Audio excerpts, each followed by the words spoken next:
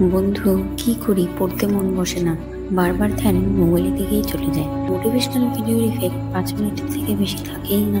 বন্ধু, 14 থেকে 25 বছর বয়স এমন একটা বয়স, হয়তো তুমি হীরা হবে, নয়তো কয়লা। তুমি আজ থেকে নিজেকে একটা কোয়েশ্চেন করো যে তুমি জীবনে কি করতে চেয়েছো, লাইফে তুমি কোন পজিশনে যেতে চাও।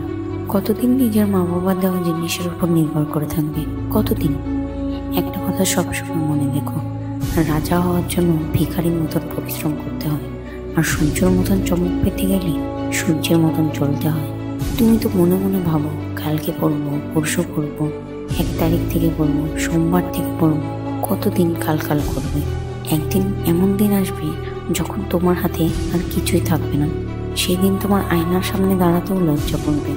একবার ওই সব লোকেদের দিকে তাকিয়ে দেখো যারা তোমার কাছে কত আশা নিয়ে বসে আছে, যারা তোমার জন্য বাচ্চা মরার জন্য তৈরি, আর তুমি 2 মিনিট পড়ার জন্য। আজকে ভেবে নাও তুমি কি করতে চাও, না হলে জীবনটা ভেবেই নিয়েছে তোমার কি করবে।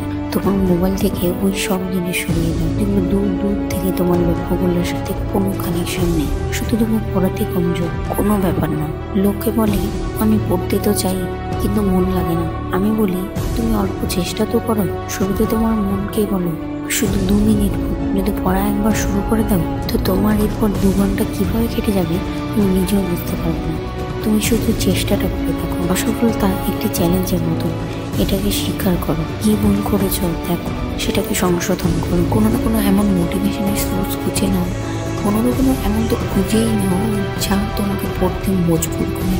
নিজের অকালের জন্য করে নাও, তোমার শত্রুর জন্য করে নাও, তোমার মা বাবার জন্য করে নাও, তাদের আশা ভরসা। তুমি আমাদের জীবনটাকে উপভোগ করতে হবে, নাকি মন মরে কাটাতে হবে?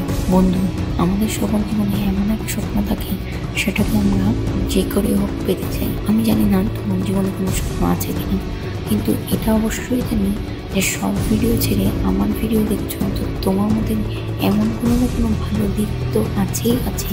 তোমার মধ্যে এমন কোনো ছোট দিক আছে যা আগে দিয়ে তুমি জীবনে অনেক বড় মানুষ হতে চাইছো। তুমি জীবনে অনেক কিছু করবে, বেশি সময় নষ্ট না করে তুমি এমন কিছু শুরু করো, অল্প পড়ো কিন্তু পড়া স্টার্ট করো। যদি ভিডিওটির ভিতর থেকে ধাক্কা মারে তো চ্যানেলটি সাবস্ক্রাইব করে দিও, পৌঁছে দিও তোমার আনাসী ভাই বোন বন্ধুদের কাছে।